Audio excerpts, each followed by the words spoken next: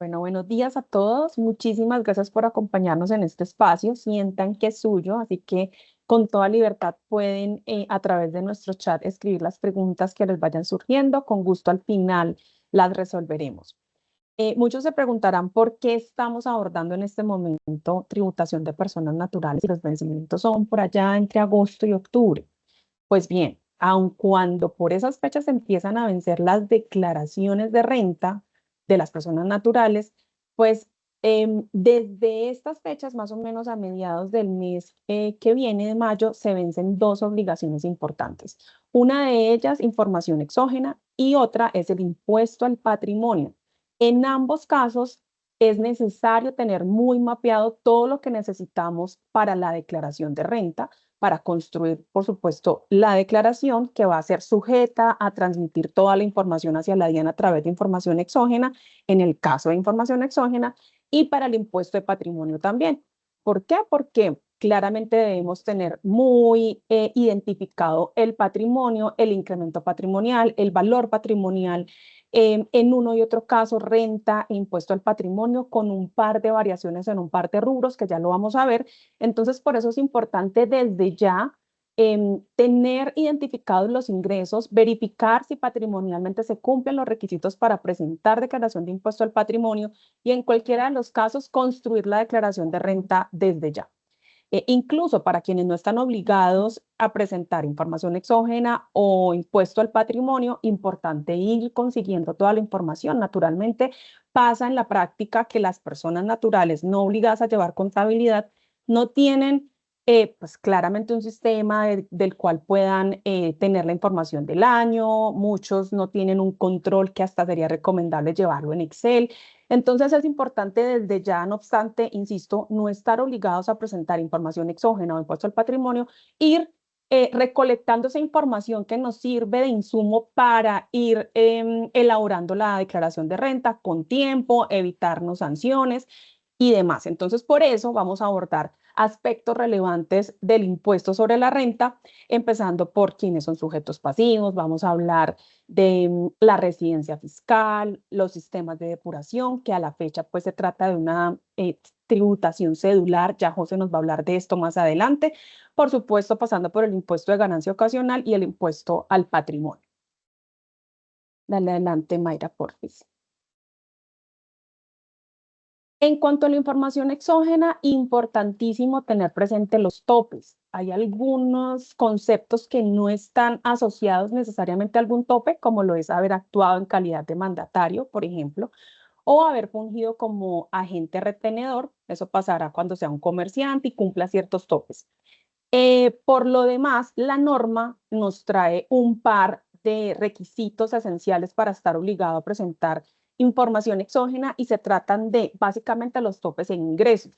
Se tienen que cumplir ambos, ojo, no es uno u otro, sino que en este caso son ambos criterios que se deben cumplir para estar obligado. El primero de ellos nos habla de los ingresos brutos que se hayan obtenido en el año 2023, que es el inmediatamente anterior al que vamos a presentar la declaración de renta, que es 24. Entonces, entre 23 y 24, haber tenido ingresos y iguales o superiores, perdón, a 555 millones 300 mil. O sea, es un aproximado, un poco más. Este rubro es importante tenerlo en cuenta porque en este criterio de ingresos brutos no importa el origen del ingreso. Entonces ahí van a entrar todos los ingresos, no importa la fuente. Si fueron ingresos ordinarios, ganancia ocasional, si de qué cédula provinieron, no. Realmente se deben observar ambos, insisto, perdón, los ingresos no importa el origen en ambos años, 23 o 24. De ahí que es importante tener mapeados los ingresos del año 2024.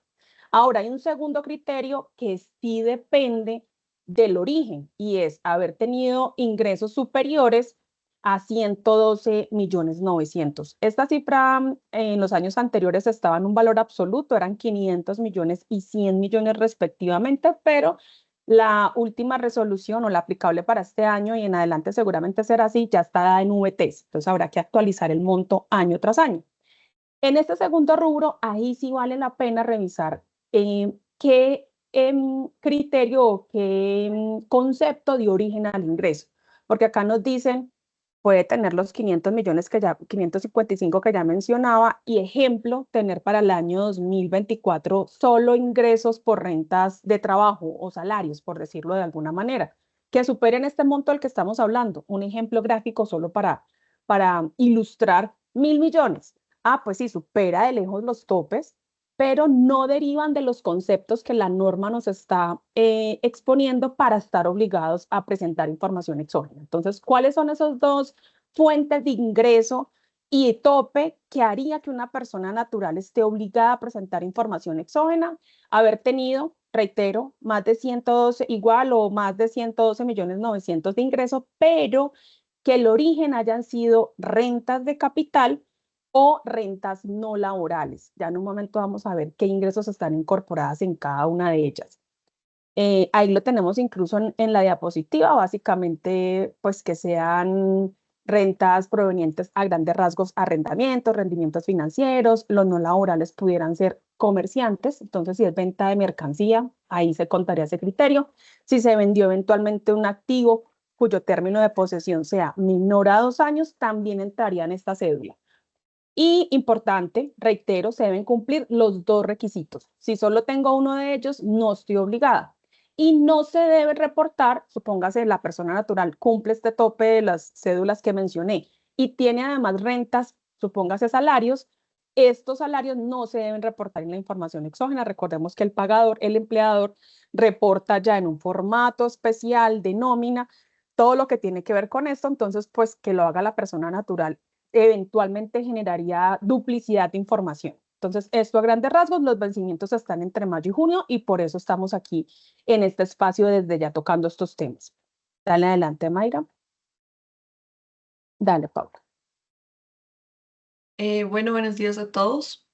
Vamos a empezar a hablar de los aspectos generales de la tributación y de la tributación de las personas naturales, principalmente en el impuesto sobre la renta. Y vamos a hablar de los sujetos pasivos, que es el primer elemento que uno debe tener en cuenta para identificar si soy o no obligado a presentar el impuesto sobre la renta. Entonces, digamos que acá el sujeto pasivo se puede clasificar pues por tres frentes, como por su naturaleza, por su obligación o por su nacionalidad. Entonces, cuando estamos sobre el impuesto recae sobre esas personas naturales, sobre las sucesiones ilíquidas y sobre los cónyuges individualmente considerados. Entonces, estos tres sujetos que tengan ingresos susceptibles de incrementar el patrimonio o poseer un patrimonio que más adelante vamos a ver que superen ciertos topes, porque se van a dar cuenta que a lo largo de toda esta presentación todo va a tener topes, todo va a tener límites, todo va a ser a partir de hasta este valor. Entonces, si yo tengo ingresos que sean susceptibles de incrementar el patrimonio, que superen ciertos valores o tenga un patrimonio que supere cierto valor, pues voy a ser sujeto pasivo del impuesto sobre la renta. Si soy una persona natural, si es una sucesión ilíquida o si es, o pues los cónyuges individualmente considerados, porque se entendería que la sociedad conyugal como tal no es un sujeto pasivo, sino que cada sujeto de la sociedad conyugal debería tributar por separado y tributar su titularidad como es pues 50-50. Entonces digamos que estos son los sujetos pasivos en principio: persona natural, Paula Rubiano, Gina Ortiz, José Ramírez, que yo tenga en mi año gravable en el año 2024-2025 unos ingresos que superen ciertos topes en este año y sean susceptibles de incrementar mi patrimonio, pues en ese orden de ideas voy a ser un sujeto pasivo em, del impuesto sobre la renta. Entonces, ¿qué pasa? Acá también es súper importante diferenciar o pues entender cuál es el tipo de tributación de los sujetos pasivos. Entonces, tengo que aprender a diferenciar de dónde proviene mi ingreso para poder saber qué es lo que voy a tener que declarar y sobre qué voy a tener que declarar. Entonces, digamos que si yo soy un sujeto pasivo residente fiscal en Colombia, que ya vamos a entender cuál es la diferencia entre un residente y un no residente, pero en principio me pongo como ejemplo, Paula Rubiano es nacional colombiana, por lo tanto es... por regla general, hay unas excepciones, pero por regla general ese residente o ese nacional colombiano es residente fiscal. Supero los topes de los ingresos, mi salario supera esos topes que me dan o pues que me atribuyen como un sujeto pasivo del impuesto sobre la renta, yo voy a tributar sobre mi fuente o sobre mis ingresos de fuente mundial. ¿Qué significa mis ingresos de fuente mundial? Todos los ingresos que yo perciba independientemente de dónde los perciba. Si los percibo por prestar servicios acá en Colombia o por prestar servicios a una empresa extranjera. Entonces, normalmente todo o porque yo, no sé, tenga un apartamento en el exterior y lo arriendo y entonces recibo esos ingresos de ese apartamento. Así esté en el exterior, como yo soy una residente fiscal colombiana, voy a tributar sobre todos mis ingresos, los ingresos de la fuente mundial, todos los ingresos que yo reciba, independientemente de dónde provengan. Y por otro lado está la fuente nacional, que son los no residentes. Pongamos un ejemplo, tal vez un extranjero que simplemente vino cierto tiempo menos del tiempo establecido para ser residente fiscal, menos de 183 días, hizo negocios en Colombia, se quedó 2 meses en Colombia, hizo negocios en Colombia, prestó algún tipo de servicio en Colombia. Él no es considerado, por regla general, un residente fiscal porque es extranjero y solamente vino acá 2 meses a hacer un negocio. Pero claro, hizo un negocio acá en Colombia, prestó un servicio acá en Colombia y entonces a mí la norma me dice que ese ingreso es considerado un ingreso de fuente nacional porque se desarrolló en el territorio colombiano y los servicios prestados en el territorio nacional se entiende como un ingreso de fuente nacional. Entonces, por regla general, ese ingreso debería tributar acá en Colombia y debería estar grabado acá en Colombia y esa no residente fiscal debería tributar por ese ingreso de fuente nacional cuando es no residente. Entonces, si quieres, sigamos. O sea, partiendo ya como de ese tipo de tributación, ya vamos a entender, pues ya lo expliqué más o menos, qué es un ingreso de fuente nacional y qué es un ingreso de fuente extranjera. Y entonces lo que les decía, esa persona que viene a explotar o a prestar un servicio dentro del territorio o vende un bien material, inmaterial dentro del país, vende un bien inmueble o viene a hacer negocios acá dentro del país, ya sea de manera permanente o transitoria, se va a entender que ese es un ingreso que va a tributar en Colombia porque es de donde proviene el ingreso y de donde proviene la fuente, ¿sí?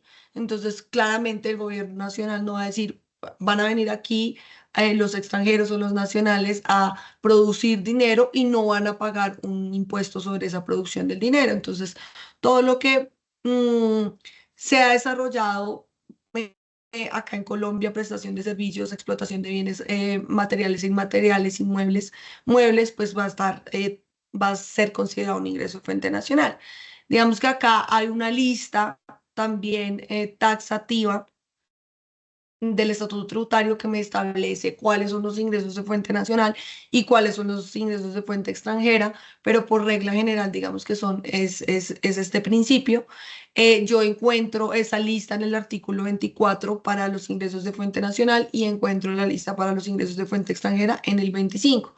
Entonces, ¿cuáles ya serán los ingresos de fuente extranjera? Obviamente hay una lista más larga de las que estoy mencionando, por ejemplo, acá en el ingreso de fuente nacional, pero esos son los comunes y los que por regla general van a prevalecer, ¿sí? Como esa explotación dentro del país y generación de ingresos dentro del país, ya sea con enajenación de bienes materiales e inmateriales, prestación de servicios dentro del territorio nacional.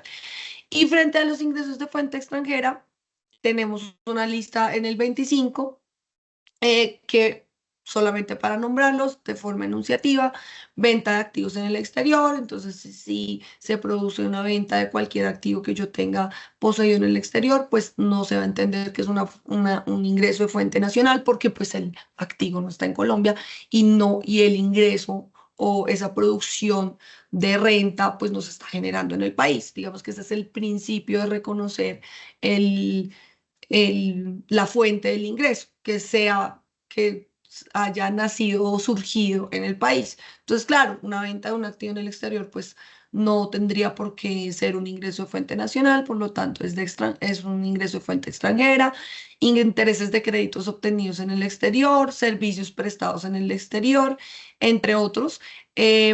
Digamos que acá esos servicios prestados en el exterior tienen un asterisco porque ciertos servicios como la consultoría, como el servicio técnico de asistencia técnica, me dice, así estos tres servicios sean prestados en el exterior, yo los voy a considerar como fuente nacional, pero eso sería solamente la única excepción de esos servicios prestados en el exterior. El resto de servicios se entienden como ingresos de fuente extranjera.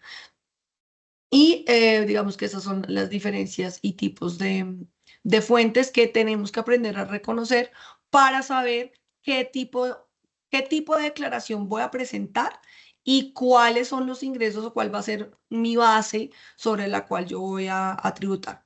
Si quieres, sigues. Y entonces acá viene, digamos, la diferenciación entre los residentes y no residentes, porque es importante tener en cuenta esto, porque, digamos, en qué momento, por ejemplo, un expatriado se vuelve residente o en qué momento un extranjero se vuelve residente fiscal en Colombia y ahí su tributación cambiaría y sus obligaciones fiscales en Colombia cambiarían. Entonces, digamos que la residencia está en el artículo 10 del Estatuto Tributario, digamos que ahí la pueden buscar y pueden ver absolutamente todas sus reglas, pero para todas las personas naturales, independientemente de que sean colombianos o extranjeros, la regla me dice que si una persona permanece continuo o discontinuamente en el país por más de 183 días en un periodo de 365 días calendario, consecutivos, pues se va a considerar un residente fiscal, ¿sí? También me dice que esas personas diplomáticas y consulares que estén exentos de pagar impuestos en el país en el que se encuentren haciendo una misión, también van a tener esa obligación de pagar el impuesto sobre la renta acá en Colombia. Y eso es en general para las personas naturales. Digamos que tenemos como dos variantes. Entonces, primera variante o primer tipo de residencia, las personas naturales, colombianos o extranjeros, que pasan 183 días en un periodo de 365 días, continuos o descontinuos. Entonces, yo en ese proceso o en ese tiempo de 365 días, así salga y entre y suman la estadía acá en Colombia, los 183 días dentro de esos 365 días, independientemente que yo esté saliendo y entrando durante esos 365 días, yo voy a ser considerado residente fiscal en Colombia. Y ahora, el otro tipo de residentes fiscales son los colombianos, o sea, esos nacionales que tengan su familia en el país, o sea, su cónyuge, sus hijos menores de edad en el país y tengan toda esta, pues su núcleo familiar en el país, también tengan 50% o más de sus ingresos o activos en el país y también tengan la administración de esos activos también en el país, pues se van a considerar residentes fiscales en Colombia. También aquellos colombianos que tengan residencia fiscal en un paraíso fiscal, pues a la norma, digamos que no los salva de perder la residencia colombiana, porque como tienen su residencia en un paraíso fiscal, em, no los exime de ser residentes fiscales acá en Colombia. Solamente es por el hecho de tener residencia en un paraíso fiscal. Entonces, cuidado con eso en caso tal. Y para aquellos que no acrediten ante la DIAN que tienen una residencia fiscal en el exterior, un colombiano que no acredite que está viviendo en el exterior, que tiene residencia fiscal en el exterior, que la DIAN le solicite dicha residencia y no la pueda sustentar, pues va a ser considerado residente fiscal colombiano. ese colombiano que puede cumplir alguno de estos tres requisitos, o bueno, cuatro requisitos que acabo de mencionar, puede no ser residente fiscal colombiano siempre y cuando cumpla con alguno de los dos requisitos siguientes que voy a mencionar, y es que tenga el 50% o más de sus ingresos y activos en el exterior, o sea, que tenga tenga un asiento, un ánimo de permanencia o de oficio en el exterior, y entonces eh, ya se entienda que tanto sus activos, sus ingresos o pues su vida económica pues ya no está dependiendo o pues ya está desarrollada en otro país y por ende también tenga residencia en otro país. Entonces ese colombiano que puede estar cumpliendo estos requisitos mencionados anteriormente, pero que igual tengo el 50% de mis activos o de mis ingresos, pongámoslo que de mis ingresos mejor. Si ese colombiano tiene más del 50% de sus ingresos en el exterior, digamos que dejaría de ser residente fiscal en Colombia. Y entonces es muy importante que tengan en cuenta esa residencia per se. Todos los colombianos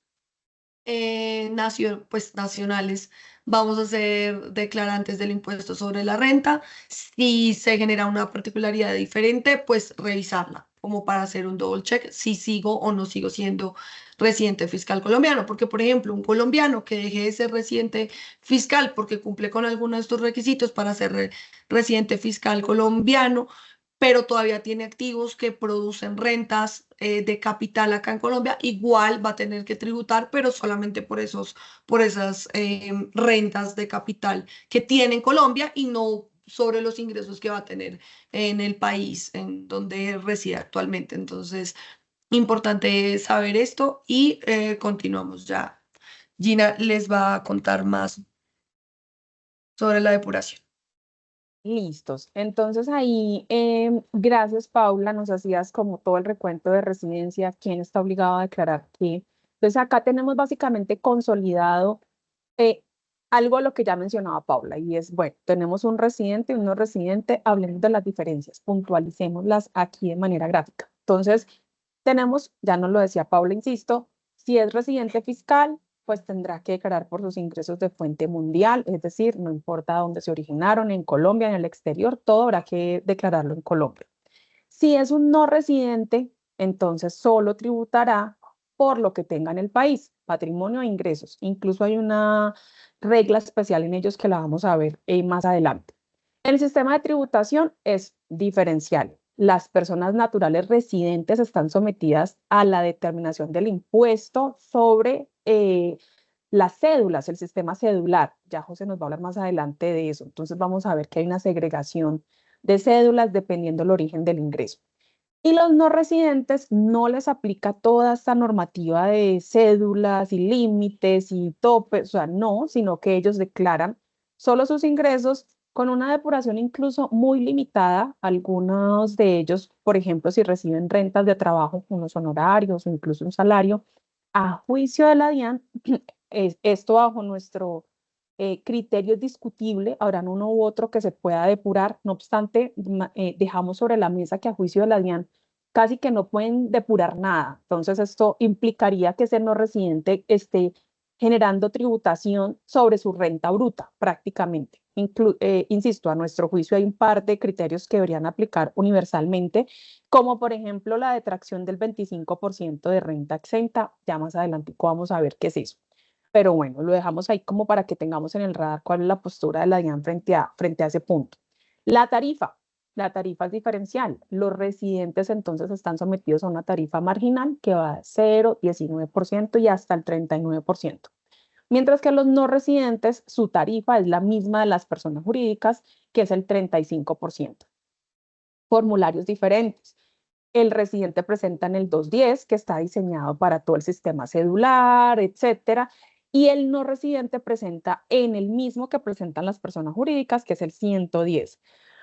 Declaración de activos en el exterior. Ya Paula nos decía, nos explicaba detalladamente, si soy un no residente, pues no solo declaro lo que tengo en Colombia, si es que estoy en la obligación. Y si soy un residente, tengo que declarar todo. Hablemos del patrimonio, patrimonio poseído en Colombia y fuera de Colombia. Entonces tiene un sentido que solo los obligados a presentar declaración de activos en el exterior, esto es una información que no, esto es una declaración, perdón, que no genera impuesto, es netamente informativa, pero ojo, no presentarla genera sanciones, entonces pues hay que estar muy pendientes de los que estén obligados a revisar si cumplen o no los topes. Ahí lo tenemos, 2.000 VTs, para este año son 84 millones, casi 85 millones. Importante, la declaración de activos en el exterior se genera por el patrimonio poseído al 1 de enero del año en curso, en este caso 2025. Entonces tendremos que revisar la VT de este año. Importante porque eventualmente pueden quedarse un poquito por debajo si es que lo hacen con la VT del año pasado y estar en un incumplimiento y por supuesto en una contingencia de sanción de extemporaneidad. Reitero, es una declaración informativa, se tiene que detallar los activos que se tengan en el exterior, ya vamos a ver un poquito de eso, y los vencimientos, tanto renta como activos en el exterior, se presentan en la misma fecha, de acuerdo a los últimos 2 dígitos del NIT. Importante tener en cuenta esto, pareciera básico, pero hay quienes equiparan el NIT con el documento, el número de documento de identidad, y no en todos los casos coincide. Por ejemplo, si tenemos una persona extranjera, no hablemos de residente o no residente porque no depende de eso, pero partamos del hecho de que es un residente o incluso no, pero está obligado y tiene un NIT, ese número de identificación que otorga la DIAN en estos casos no coincide con su número de identificación. Entonces es importante revisar qué número de identificación está incorporado en el RUT y con base en eso determinar el vencimiento. Las fechas entre agosto y octubre. Básicamente es eso. Vamos adelante.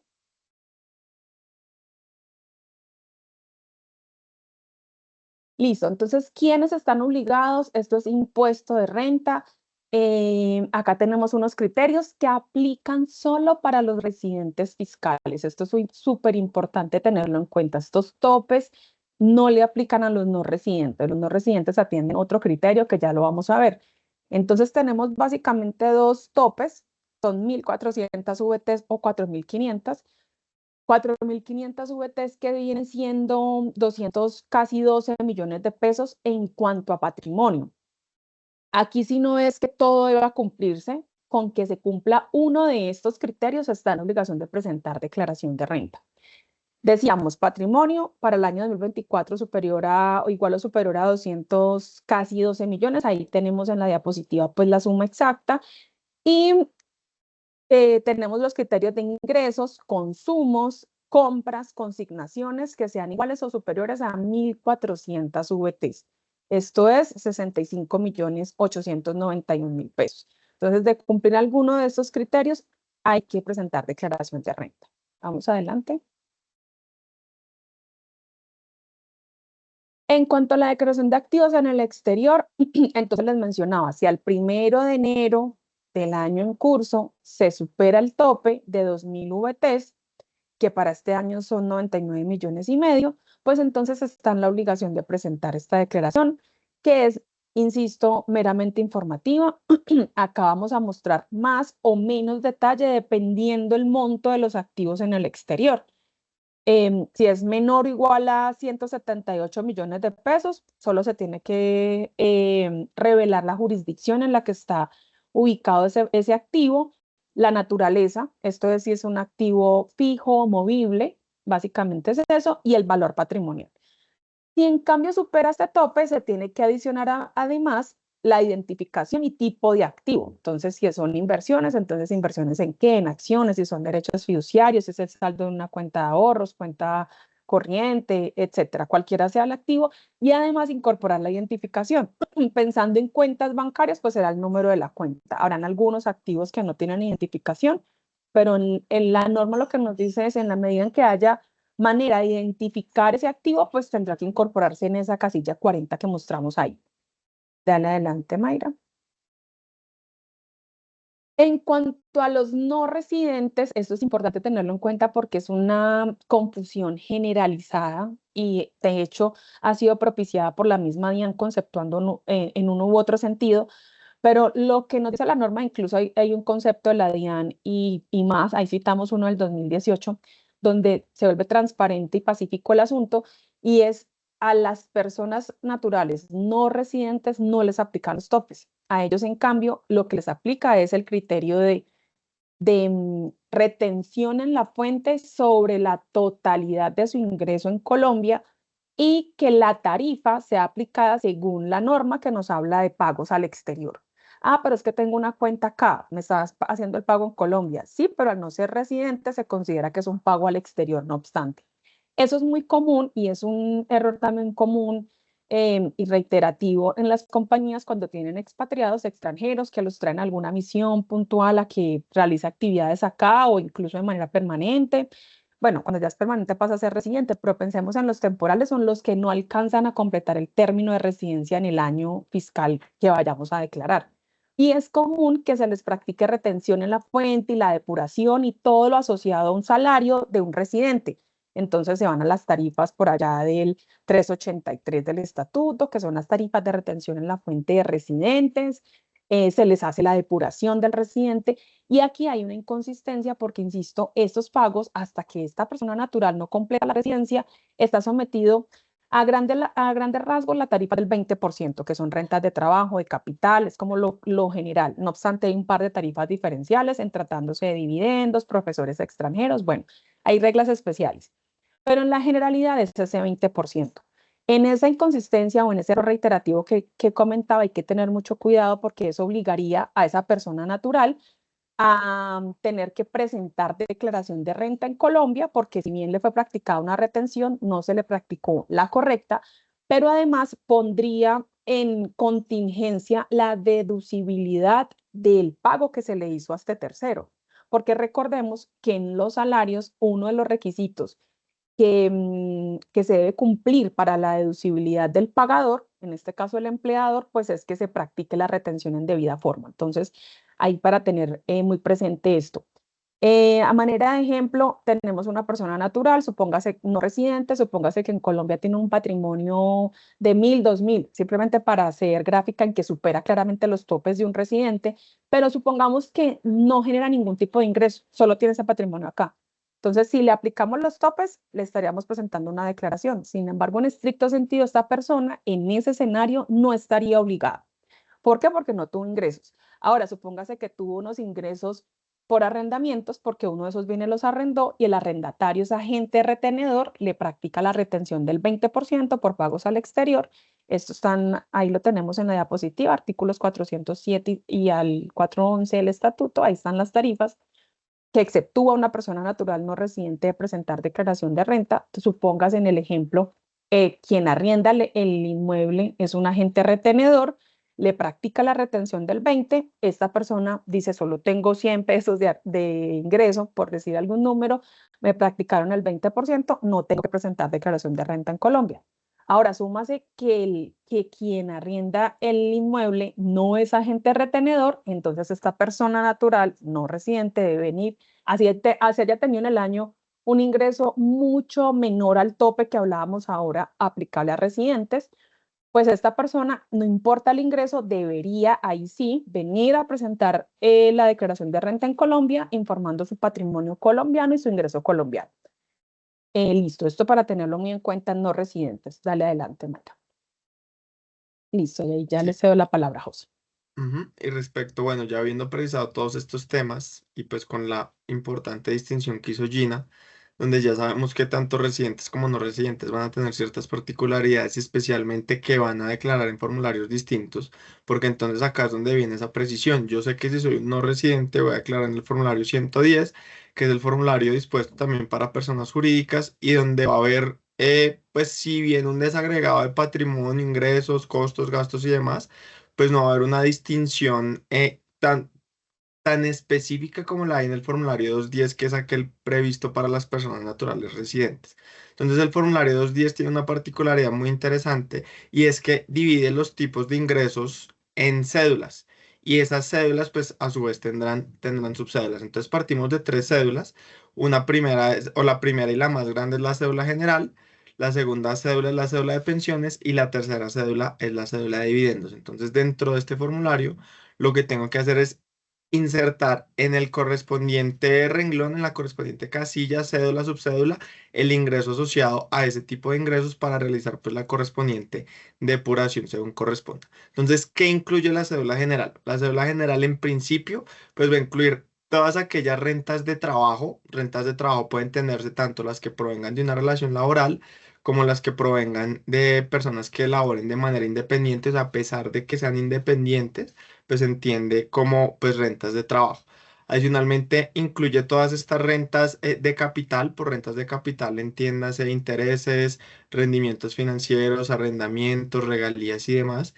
Y finalmente, tenemos las rentas no laborales. Entonces, las rentas no laborales es un concepto residual donde me dicen todo lo que no entre como renta de trabajo o como renta de capital, inclúyalo como renta no laboral.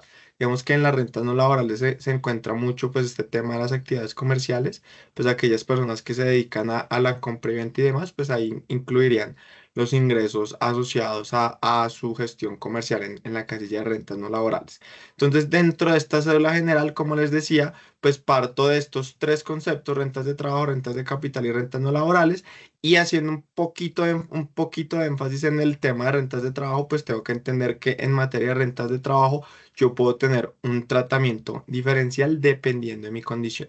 Es decir, si yo soy una persona que no tiene costos y gastos que sean imputables a mi operación, igual eso lo veremos más adelante, yo puedo optar por aplicar una renta exenta asociada al 25% de mi ingreso por salario. No obstante, si yo soy una persona que eventualmente tenga costos y gastos que sean imputables a mi operación, yo puedo optar no por aplicar esa renta exenta del 25%, sino por simplemente tomarme los costos y gastos que sean procedentes. Entonces es importante saber que en materia de rentas de trabajo, pues yo tendré como una diferenciación en la cual puedo escoger una u otra. Rentas de capital siempre van a ser las mismas, o sea, no tengo pues distinción, y lo mismo con las rentas no laborales. Ahora, vamos a la siguiente cédula, la cédula de pensiones. Entonces, la cédula de pensiones, pues como su nombre lo dice, son estas remuneraciones que se reciben a título pues de pensión, sea cual sea el tipo. Entonces, dice la norma, puede ser de pensión, de invalidez, de sobreviviente, de riesgos laborales, es decir, no se hace una distinción o no se cierra solo un tipo de pensión, sino que me está incluyendo todo tipo de pensiones. Esta cédula tiene un tratamiento muy interesante, igual lo veremos un poquito más adelante, pero desde acá lo mencionamos, y es que las pensiones tienen una exención de 1.000 UETs mensuales. O sea, esto quiere decir que las pensiones que superen para el año grabable 2024 o que sean inferiores, perdón, a los 47 millones o 49 millones para el año grabable 2025, pues no van a estar sometidas a tributación. Entonces, pues las pensiones tienen un tratamiento bien interesante, porque sabemos que si bien puede ser un valor alto, pues lo cierto es que en su mayoría van a estar exentas del impuesto sobre la renta. Y por último, tenemos la cédula de dividendos, pues donde tendremos que incluir los dividendos que se estén recibiendo. Acá también hay una distinción importante, porque la cédula de dividendos me genera ciertas diferenciaciones. Entonces me dice, primero, identifique qué dividendos son del año 2016 y anteriores. Igual eso lo veremos un poquito más adelante, pero sabemos que los dividendos del año 2016 y anteriores pues no estarían en principio grabados. Ahora, si los dividendos son posteriores a esta fecha, pues usted tiene que aplicar la norma vigente. Acá teníamos cómo era el tratamiento hasta el año grabable 2022, donde se aplicaba una retención en la fuente del 10% sobre aquellos dividendos que superaran 300 VTs. Cuando eran no grabados en cabeza de la sociedad, o cuando eran grabados se aplicaba una retención del 35% y luego el 10%. Sin embargo, con la ley 2277, pues esto tuvo una variación que fue muy importante, o sea, muy importante en materia de depuración y de reconocimiento de los dividendos en el impuesto de renta, porque lo que nos dijo esta nueva norma fue: cuando el valor de los dividendos que usted reciba supere 300 VT, pues aplica una retención del 15%.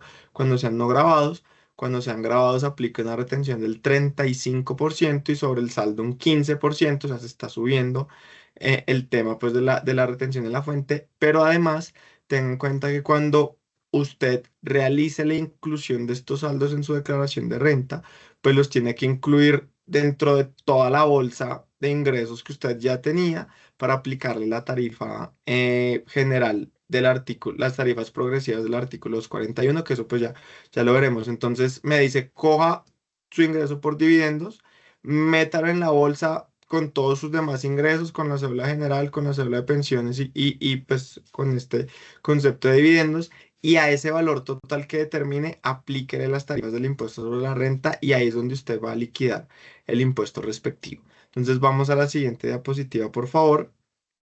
Y acá es donde vamos a ver cuáles son las tarifas aplicables al, al impuesto sobre la renta. ¿Podemos pasar a la siguiente, por favor? Listo. Entonces acá está la tablita con las tarifas. Entonces, acá simplemente para hacernos una idea, el impuesto sobre la renta, pues en principio, o el primer rango de tarifas es del 0%, diciéndome si yo tuve unos ingresos entre 0 y 1090 VTs, que son más o menos 50 millones, yo no tengo que pagar nada de impuesto de renta o mi tarifa va a ser de 0. Ahora, a medida que mis ingresos vayan incrementando, pues también lo hará mi tarifa. Entonces, lo interesante de esta nueva medida de la ley 2277 es como ahora me dicen, metan toda la bolsa, la cédula general, la cédula de pensiones y la cédula de dividendos, pues eso hará que mi ingreso grabado incremente. Por lo tanto, pues es posible que mi tarifa del impuesto pues pueda ser un poco más alta. Entonces, vamos desde el 0% al 19 y hasta el 39% como máximo de tarifa. Entonces, pues es importante que tengamos en cuenta estas tarifas pues de cara a la correcta liquidación del impuesto y entendiendo, reitero, que con la ley 2277 o con la última reforma tributaria, lo que pasó es que los dividendos ahora se tienen que meter dentro de toda la bolsa para posteriormente aplicar estas tarifas progresivas. Entonces, vamos a la siguiente diapositiva, por favor.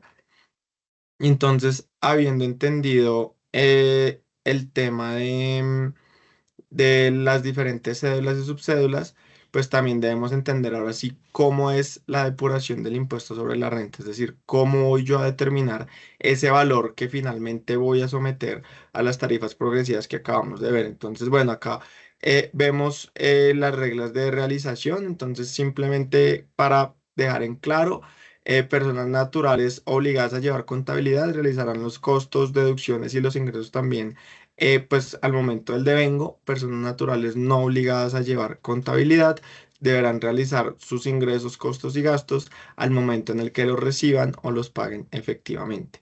Ahora, requisitos adicionales para poder imputar costos y gastos en la declaración de renta, pues los requisitos que ya todos conocemos, pero que es importante siempre reiterar que es que se cumplan con los requisitos generales de deducibilidad, esto es necesidad, proporcionalidad y relación de causalidad, que tengan el debido soporte, pues esto es la factura electrónica o el documento equivalente, que si las facturas que están soportando la operación son a crédito, pues yo cuente con el debido mensaje de confirmación de recibido de la factura y del bien y servicio, es decir, pues estos mensajitos que ha implementado la DIAN para pues confirmar que efectivamente recibí estos bienes y también la factura, que si estoy contratando contratistas, valga la redundancia, pues haya realizado el pago a seguridad social, que si tengo empleados haya implementado el sistema de nómina electrónica por los pagos salariales que esté realizando y adicionalmente pues que si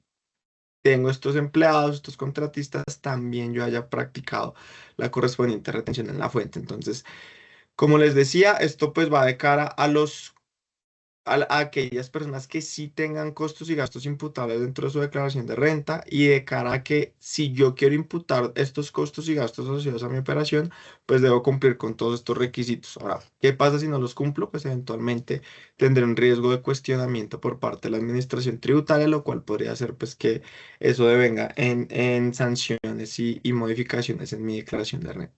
Entonces vamos a la siguiente diapositiva, por favor. Y entonces acá tenemos esta diapositiva, tenemos como el resumen de las principales rentas exentas y deducciones especiales que podemos imputar en las declaraciones de renta como personas naturales. O sea, a la izquierda tenemos los conceptos de rentas exentas, a la derecha tenemos el concepto de deducciones. Entonces, ¿qué rentas exentas puedo imputarme yo como persona natural dentro de mi declaración de renta? Pues un primer concepto que tenemos es el concepto de cesantías, el cual me dice si serán exentas las cesantías en un 100% siempre que el promedio del salario recibido en los últimos 6 meses sea inferior a 350 VTs. Estos 350 VTs serán aproximadamente unos 16, 17 millones, y si el promedio de ingresos de los de salario, de los pagos salariales de los últimos 6 meses no supera esos 350 VTs, pues serán 100% exentas.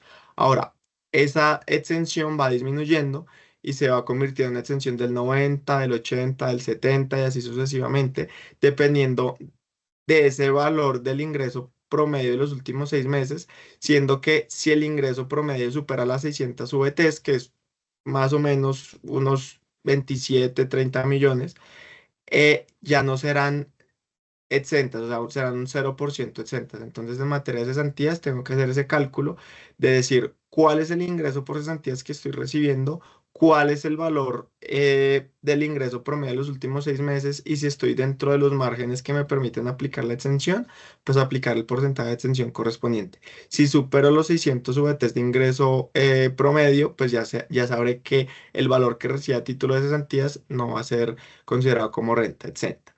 Ahora, tenemos también los aportes voluntarios a fondos de pensiones y cuentas AFC, que son cuentas de ahorro para el fomento de la construcción, donde nos dicen va a tener va a tener una renta exenta por los aportes que haga a estos fondos, que corresponde al 30% de su ingreso sin que exceda 3.800 VTs, que serían más o menos 178 millones.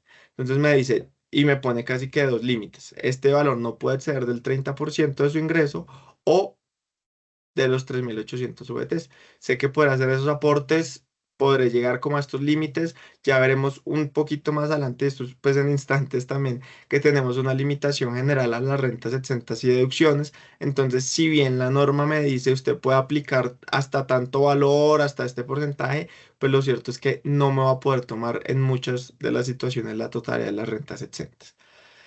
Ahora tenemos la renta exenta laboral, que era la que mencionamos hace un momento, y es que si yo soy una persona que recibe rentas laborales y que no opta por imputar costos y gastos, pues yo puedo decidir aplicar una renta exenta que corresponde al 25% de mis ingresos. Acá esto es importante porque esta renta exenta del 25% tiene una filosofía que corresponde a respetar el mínimo vital, pues, de subsistencia de las personas. Entonces, por eso se concibe, no es una renta exenta que yo tenga que acreditar, no tengo que decir que yo me gasté el 25% de mi salario en esto, en lo otro, no, ya la norma me lo brinda partiendo de esa premisa el mínimo vital. Anteriormente, pues el tope era mucho más alto, hoy en día está limitado a 790 VT anuales, que son 37 millones. Entonces, independientemente del monto de los ingresos que yo llegue a recibir en el año, esa renta exenta no puede ser superior a los 37 millones. Entonces, simplemente para ser un poco más ilustrativos y traer un ejemplo, si yo tuviera ingresos laborales por 1.000 millones, pues en principio mi renta exenta del 25% serían 250 millones, ¿cierto? Pero como la norma me lo está limitando, entonces yo ya sé que a pesar de que el 25% de mis ingresos sean 250 millones, pues solo me podré imputar a título de renta exenta estos 37 millones. Y esto ha sido pues como el tema relevante de la última reforma tributaria en materia de renta de personas naturales, y es que sin tener que hacer mayores modificaciones que incrementaran el valor de los ingresos, llamémoslo así, las tarifas, pues sí se hizo una reducción de beneficios, pues que implicó un incremento en la tributación, pues interesante.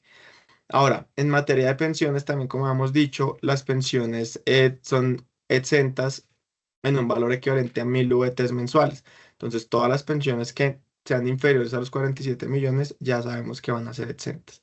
Ahora, vámonos a la columna de la derecha, donde tenemos las deducciones especiales y donde sabemos que los pagos por medicina prepagada o seguros de salud que se realicen, pues también me permitirán generar una deducción correspondiente a un máximo de 16 VTs mensuales, que son pues 750.000 pesos aproximadamente, y en el año representarían 9 millones. Ahora, los intereses por créditos hipotecarios y leasing habitacional, también me dice la norma, se los puede deducir siempre que en el año no superen los 1.200 VTs, que son 56 millones. ¿Qué pasa con los valores que excedan? pues que aun cuando yo los haya pagado, no me los podré llevar como deducción en el impuesto sobre la renta.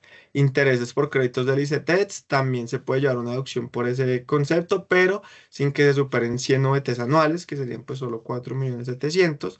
El concepto de dependientes, donde dice si usted tiene dependientes económicos que pueden ser sus padres que no reciban ingresos, o sus hijos menores, o sus hijos menores de 18, o hijos mayores de 18, pero que se encuentren estudiando o en situación de discapacidad, pues podrá aplicar esta deducción por dependientes en un monto máximo de 32 VTs mensuales, que son 1.500.000, y sin que supere 18 millones al año o el 10% pues, del ingreso que se reciba. También tenemos la deducción por GMF, donde nos dice la norma, tome el 50% del GMF que le hayan retenido, que haya pagado, aun cuando no tenga relación de causalidad, y lléveselo como una deducción. Y acá a la izquierda, en la parte de abajo, pues tenemos ya ahora sí la limitación general. Entonces, cuando yo estoy realizando la depuración, yo tomo todos los ingresos, le resto los costos y gastos, si tengo costos y gastos, reitero, o sea, estos costos y gastos asociados directamente con mi operación, los que mencionamos ahorita, que sean necesarios, proporcionales, tengan relación de causalidad, estén soportados con factura y demás, y luego le puedo restar estas deducciones especiales y rentas exentas. Cuando llego a este momento de restar las deducciones especiales y rentas exentas, pues la norma me dice, un momento que usted no se puede restar todo esto, si usted no se puede restar todo el concepto de aportes a AFC, todo el concepto de renta exenta laboral, todo el concepto de dependientes, todo el concepto de ICETEX, créditos hipotecarios, medicina prepagada, sino que tiene que hacer un cálculo para determinar qué valor se puede llevar. Entonces la norma actual me dice que yo no puedo deducirme o imputar más bien más de un 40% de mis ingresos o 1.340 VTs. Entonces, la norma ya me está diciendo, usted puede llevarse, o más bien, le otorgo este beneficio para aplicar todas estas exenciones y todas estas deducciones. Ahora, pero tenga en cuenta que el total o la sumatoria de estas rentas exentas y deducciones no puede superar el 40% de sus ingresos o 1.340 VTs. Entonces acá tenemos que si bien la norma me da un beneficio, lo que hace posteriormente es limitarlo. Entonces, si yo, no sé, recibí o imputé a esas rentas exentas y deducciones 100, 200, 300 millones, pues siempre tendré que revisar la limitación general que me dice, usted no puede superar el 40% de sus ingresos o 1.340 VTs. Pues 1.340 VTs resultan siendo 63 millones en el año. Entonces esto ha generado también que mucha gente pues tenga beneficios que se están perdiendo, porque anteriormente, y como vemos el valor de los aportes voluntarios a fondos de pensiones, pues el valor sí me permite hacer aportes hasta 178 millones, pero posteriormente la limitación general me lo corta hasta 63 millones. Entonces acá tenemos un escenario clarísimo donde si bien se otorgan beneficios, pues la propia norma me los limita, haciendo que resulten pues poco beneficiosos en últimas, la verdad. Entonces, pues importante que tengamos en cuenta porque, reitero, puedo tener yo 200, 300 millones a título de rentas exentas y deducciones, pero si supero la limitación general de los 63 millones, pues no me puedo tomar nada más que esos 63 millones. Entonces, vamos a la siguiente diapositiva, por favor. Entonces, bueno, acá simplemente tenemos cuál es la lógica de la depuración. Debo tomar mis ingresos, le resto los ingresos no constitutivos de renta ni ganancia ocasional, le resto las rentas exentas y deducciones, y pues ahí es como voy identificando el valor o la renta líquida gravable sobre la cual imputaré las tarifas que vimos diapositivas atrás. Vamos a la siguiente, por favor. Entonces, listo, acá también tenemos con la ley 2277, pues que se implementaron unas deducciones adicionales, donde se nos dijo en la norma, además de las deducciones que ya vimos, de esas deducciones que están limitadas, usted puede imputarse dos deducciones especiales que no van a estar limitadas a ese tope, pero que van a tener las siguientes condiciones. Entonces, una primera deducción adicional es una deducción por dependientes adicionales, donde dice, aparte del dependiente que usted ya reportó, pues puede reportar cuatro dependientes más, pero no en ese monto. Si veamos más atrás, el dependiente que yo puedo imputar, pues me da un máximo de 18 millones. En este caso me dice, este dependiente que vaya a imputar adicional le puede representar un menor valor a pagar, o más bien una deducción adicional de 72 VTs máximo por dependiente. Entonces, claro, 72 VT serían 3.300.000. Si lo multiplico por 4 dependientes, serían un máximo de 13 millones que me podría deducir en adición pues, a los valores que ya vimos anteriormente. Y de otra parte, pues también nos dice los valores que usted haya pagado a través o que le hayan facturado electrónicamente. Usted se podrá deducir el 1% de esos valores sin que sean 240 VTs, que serían 11.200.000. Entonces, pues estos valores de facturación claramente decían, pues es importante que usted no se lo haya llevado como IVA descontable, no se lo haya llevado como costo y gasto, que sea básicamente como estas facturas que uno, por compras en general, o sea, compras que no están asociadas con ningún tipo de actividad, y pues importante saber que el tope van a ser estos 11.200.000. Entonces vamos a la siguiente diapositiva, por favor. Listo, ¿no? Entonces acá respecto de los temas de dependientes, pues simplemente se está informando bajo qué criterios o cuáles son el concepto de dependientes, pero ya los había dicho anteriormente, son padres en condición de dependencia, hijos menores de edad o hijos mayores de edad que estén estudiando o en situación de discapacidad. Y también pues acá en la parte inicial de la diapositiva se hace mención a lo que también ya les había dicho hace un momento, y es que la posibilidad que tienen las personas que reciben rentas laborales de optar por imputar costos y gastos u optar por imputar la renta exenta del 25%. Entonces acá también vamos a la siguiente diapositiva, por favor. Y pues ahora sí, Gina nos va a colaborar con la exposición acerca del tratamiento de los dividendos. Listo, José, muchas gracias. Ya tú lo describías con bastante detalle. Aquí simplemente lo tenemos consolidado en una sola diapositiva para reiterar lo que ya decías y es, uno, ya los dividendos no tienen su tributación de manera independiente, sino que ya se tienen que consolidar o sumar junto con la renta líquida por cédula general, que dentro de la cédula general ya José nos explicaba muy bien que está incorporado rentas de trabajo, rentas de capital y no laborales, y todo junto llevarlo a la tabla. Esto claramente para quienes tienen mixtura de ingresos, no solo dividendos, sino que tienen salarios o arrendamientos, cualquier otro ingreso, pues va a derivar en que va a tributar de una manera más alta a lo que ya venía tributando hasta el año 2022 que se suscitó pues este cambio. Adicionalmente hay una retención en la fuente que se practica sobre el 15% de lo que exceda 1090 VTs y hay un descuento tributario que la misma norma contempla que es del 19% sobre lo que exceda de 1090 VTs, pero revisando individualmente la cédula de dividendos. Es decir, este descuento no lo aplico frente a toda la renta que me derive de renta de cédula general más dividendos, sino que ahí sí individualizo para efectos de aplicar este descuento cuánto tengo de renta. Al final los dividendos no son sujetos a depuración, entonces tomaré los dividendos que haya tenido generado pues en el año y a eso si es que excede de 41.400.000 más o menos, que vienen siendo 1090 VTs, para el año pasado, pues 2024, que es lo que vamos a presentar, en ese caso podré traer este descuento tributario de 19 puntos. Entonces, bueno, esto básicamente para reiterar lo que ya decías.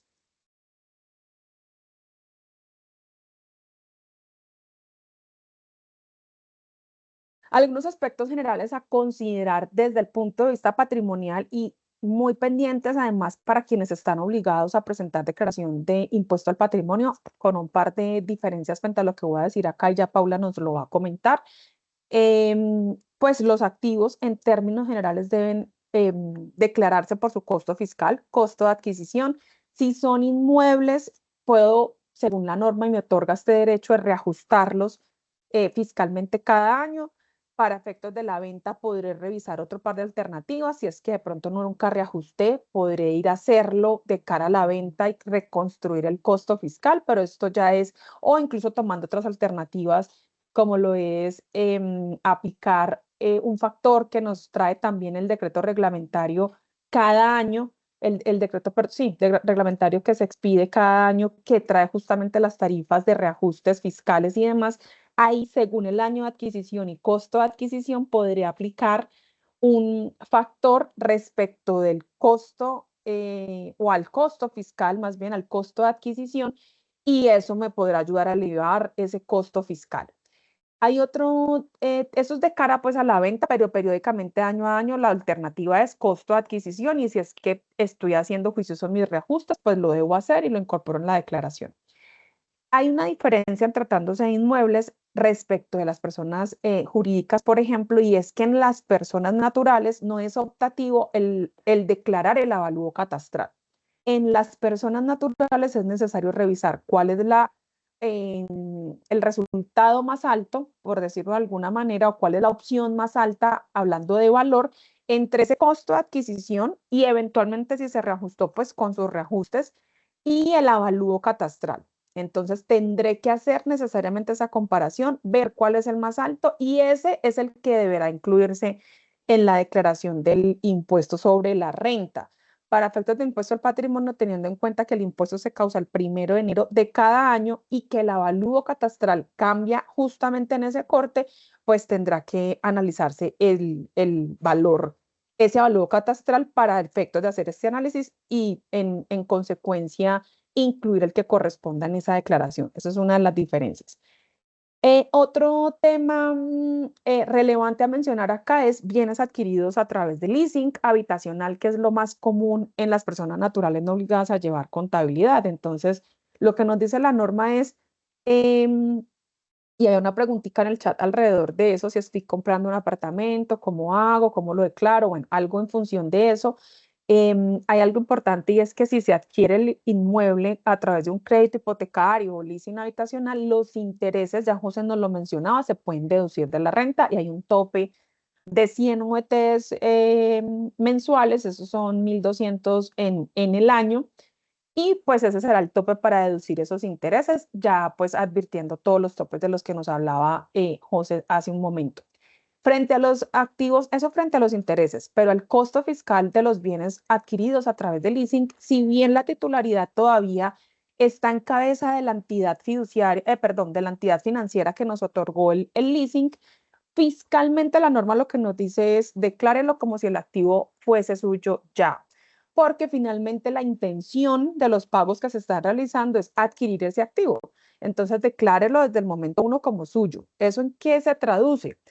Que se tiene que incluir el costo fiscal del activo, el costo de adquisición y colateralmente en los pasivos, en las obligaciones, reconocer justamente esa deuda que se adquirió con la entidad financiera.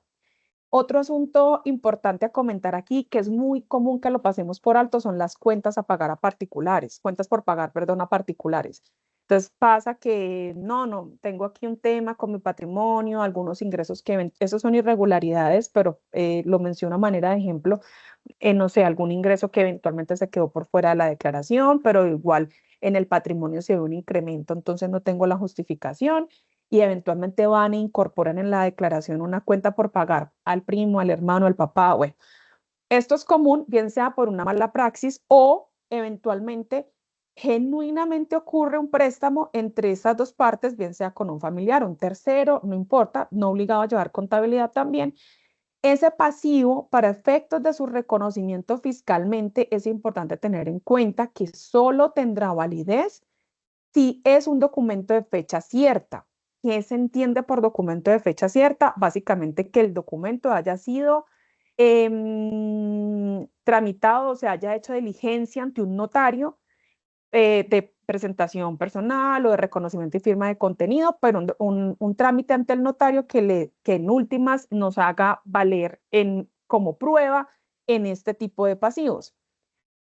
Si no se incorpora esta prueba o si no se cuenta con ella en una eventual fiscalización, y ya lo hemos visto cuando se está revisando, por ejemplo, impuesto al patrimonio o dependiendo del patrimonio, lo hemos visto también en declaraciones de renta, que la DIAN solicita esta información y si no se tiene, pues entonces desconoce ese pasivo y en consecuencia se generan sanciones. Entonces ahí para tenerlo muy presente.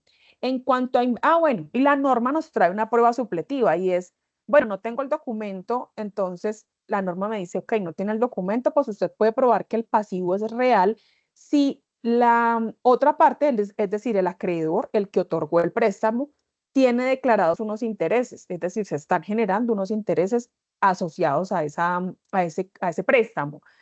En la gran mayoría de casos no es lo que ocurre, pero bueno, si fuera el caso, pues esto nos sirve como una prueba supletoria y no es necesario contar con el documento de fecha cierta, siendo lo principal esto, documento de fecha cierta. Otro asunto importante a considerar es los activos en moneda extranjera. Hasta el 2016, los activos en moneda extranjera se actualizaban o se declaraban en pesos según la tasa, la TRM del cierre, la tasa de representación al cierre del año. Lo que nos dice la norma después de esta fecha, a partir del 2017, es no, se va a declarar estos activos valorados con la TRM del día de la operación. Entonces, importante tenerlo en cuenta, bien sea activos o pasivos, pues se van a declarar después los que sean adquiridos o contraídos tratándose de obligaciones, pues se va a considerar la TRM del día de la operación. Y ya cuando se pague el total del pasivo o se enajene ese activo, pues yo deberé revisar la utilidad, incluyendo los efectos de diferencia en cambio, según la tasa del día en que salde la obligación o enajene el activo si se trata pues de esta operación. Dale, adelante. Y algo importantísimo a tener en cuenta. Hay algunos criterios que la DIAN toma como premisa o principal materia prima, por así decirlo, para efectos de fiscalización, siendo estos, uno, la información exógena, reporte con terceros. Recordemos que ya hoy en día hay mucha trazabilidad de las operaciones por facturación electrónica, por información de terceros, etcétera. Tengamos en cuenta, y ya lo decía, el incremento en el patrimonio en este caso que vamos a presentar 2024, pues entre el 2023 y 2024 debe estar justificado. ¿Cómo se justifica ese incremento? A través de un ingreso, no hay más. O si incrementé mis activos y no tenía ingresos, pues la justificación es un pasivo con todo el respaldo del caso. Si no es así, pues esto generará ingresos por renta derivados de la comparación patrimonial, grabados a la tarifa general o sumados pues todos llevados a la cédula general, más sanciones. Entonces es importante tener en cuenta que el incremento en el patrimonio tiene que tener una justificación real y debe reflejarse, por supuesto, en la declaración de renta para efectos de pues probar lo que es, dijéramos, de manera lógica ese incremento y, por supuesto, evitar eventuales sanciones. Sigamos adelante. Sí, entonces ya acá entramos en materia de ganancia ocasional, o sea, ganancia ocasional entendiéndolo como aquel impuesto complementario al impuesto sobre la renta. Si quieres vamos a la siguiente diapositiva, por favor, que es como un poquito más gráfica. Y entonces acá, ¿qué es lo más importante en materia de ganancia ocasional? Pues entender qué es ganancia ocasional. Y acá simplemente para romper como un paradigma o una concepción, mucha gente dice, no, es que ganancia ocasional es un ingreso extraordinario y en principio ganancia ocasional es solo aquellos ingresos que la norma nos va definiendo como ganancia ocasional. ¿Y cuáles son? Entonces nos dice ganancia ocasional la venta de activos fijos, siempre que estos activos fijos hayan sido poseídos por más de 2 años. La liquidación de sociedades, siempre que estas sociedades hayan existido por más de 2 años. Entonces acá se preguntan qué pasa si los activos fijos no han sido poseídos por más de 2 años o si las sociedades no han existido por más de 2 años, pues el ingreso no será una ganancia ocasional, sino una renta ordinaria. Las indemnizaciones por seguros de vida también han sido previstas como ingresos constitutivos de ganancia ocasional, los ingresos por rifa, loterías y apuestas y finalmente los ingresos por herencias, legados y donaciones, es decir, todos estos actos gratuitos en los cuales pues una persona natural se puede hacer beneficiaria. Entonces vamos a la siguiente diapositiva y entonces entendiendo que todos estos ingresos constituyen ganancia ocasional, pues ahora resulta importante saber algunos aspectos de cara a, bueno, qué exenciones puedo aplicar yo en materia de ganancia ocasional y cuáles serían en las tarifas aplicables. Entonces, si vamos al primer cuadrito, el que está arriba a la izquierda, pues vemos que las indemnizaciones por seguros de vida sí son ingresos constitutivos de ganancia ocasional, pero tendrá una renta exenta asociada a 3.250 VTs, que son más o menos 150 millones, anteriormente eran 12.500 VTs. En materia de donaciones, perdón, de herencias, tenemos que las primeras 13.000 VTs de la vivienda de habitación del causante de la persona fallecida, pues serán exentas. Estos 13.000 VTs son aproximadamente 600 millones. Y anteriormente eran 7.700 VTs. Si vamos a la siguiente, que es la segunda de la izquierda, pues vemos que las herencias tendrán una renta exenta equivalente a 3.250 VTs.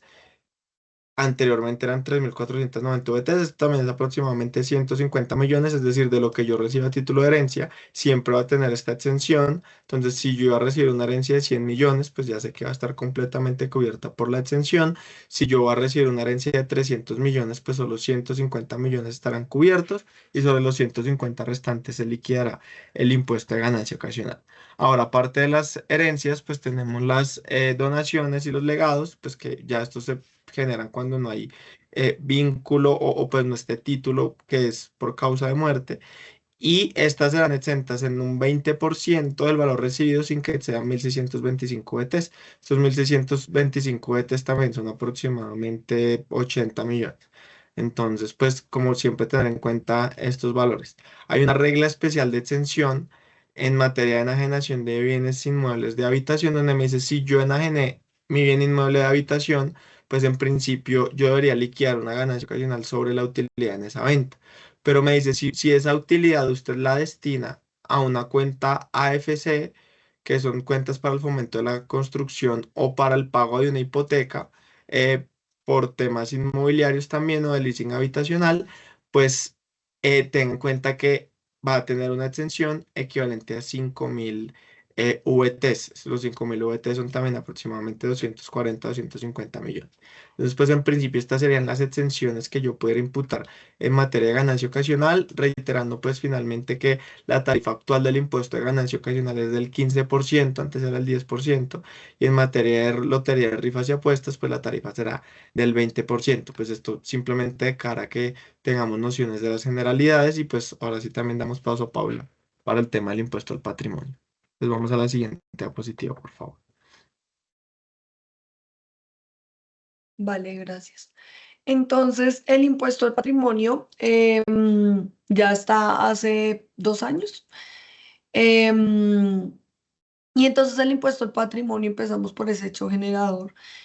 O pues digamos que los sujetos pasivos del impuesto al patrimonio son esas personas naturales, contribuyentes o pues declarantes del impuesto sobre la renta y que además cumplan con con un patrimonio bruto, perdón, un patrimonio líquido a 1 de enero de cada año de 72.000 VTs. Eso corresponde más o menos a 3.585 millones. Entonces, esas personas que son contribuyentes del impuesto sobre la renta y además tienen un patrimonio líquido de más de 72.000 VTs, pues van a configurar o van a ejecutar ese hecho generador del impuesto al patrimonio y por lo tanto van a ser contribuyentes del impuesto al patrimonio y tendrán que declarar y presentar este impuesto. Entonces, ¿qué se entiende por patrimonio líquido a 1 de enero de cada año? Patrimonio líquido entiéndase como patrimonio bruto menos deudas.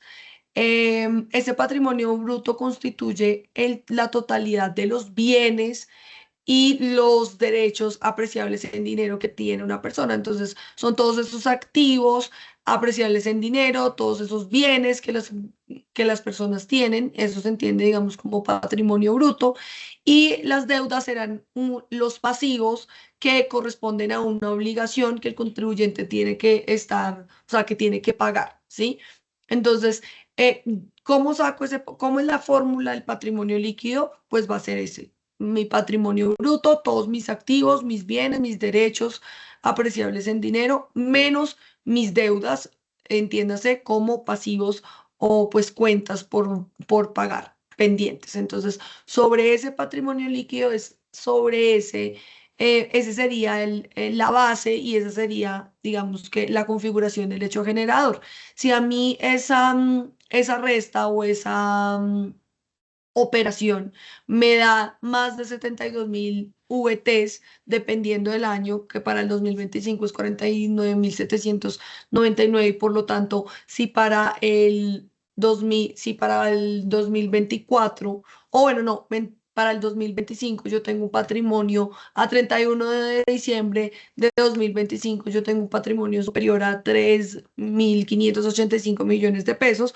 Para el 2026, pues yo ya voy a ser contribuyente del impuesto al patrimonio y así tengo que ver todos los años si supero esas 72.000 UETs. Entonces, listo, ya tranquila, sí, sigue. Gracias. Entonces, si yo ya cumplo con ese supuesto de superar mi patrimonio líquido superior a las 72.000 UETs, entonces, pues acá digamos que son tarifas marginales, van del 0 al 1.5, es digamos que parecido a esa liquidación del impuesto sobre la renta, es dependiendo de ese patrimonio líquido te van a grabar o pues tu tarifa corresponderá a tu tarifa. Entonces de 72.000 a 122.000 va a ser del 0.5, de 122 a 239 del 1 y por encima de 239 va a ser por 1.5.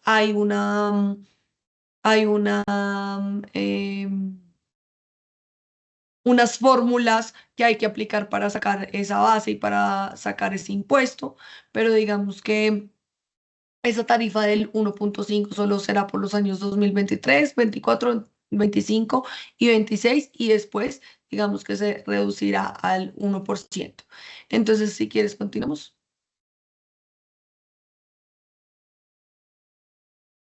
Entonces, la base gravable pues va a ser ese patrimonio bruto a 1 de enero de cada año, menos las deudas, como lo venía diciendo, va a ser sobre el patrimonio líquido. Entonces, todos mis activos menos mis deudas, activos menos pasivos, sobre eso voy a aplicar esa tarifa y voy a aplicar esa fórmula que acabamos de ver. Si quieres, continúa.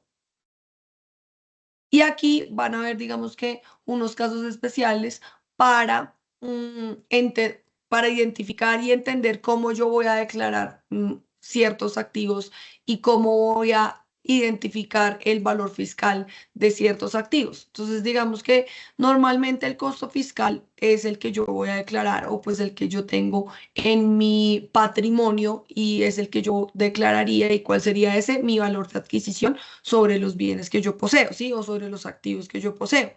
No obstante, existen ciertas reglas especiales para determinar cuál va a ser el valor o cuál va a ser ese valor fiscal o ese costo fiscal que yo voy a declarar en mi patrimonio para identificar cuál va a ser mi patrimonio líquido. Entonces, uno de esos casos especiales es las acciones que no coticen en bolsa de valores de Colombia o una de reconocida idoneidad internacional. Entonces, si yo poseo acciones que no están cotizando en bolsa, tenemos dos opciones para sacar o pues para identificar su costo fiscal.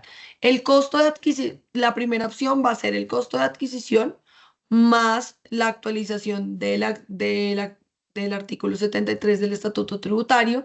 Este artículo 73 son ajustes que se determinan anualmente por vía de decreto y me permiten incrementar mi costo de adquisición porque digamos que por por temas de inflación, por temas macroeconómicos, entonces el gobierno establece ciertos porcentajes para que yo incremente mi valor, pues mi costo de adquisición / costo fiscal de esas acciones que no cotizan en bolsa. Entonces tengo mi costo de adquisición más lo que me está diciendo el decreto del ajuste que yo le puedo incrementar o pues que yo le puedo agregar a ese costo de adquisición anualmente vía decreto, vía gobierno, ¿sí?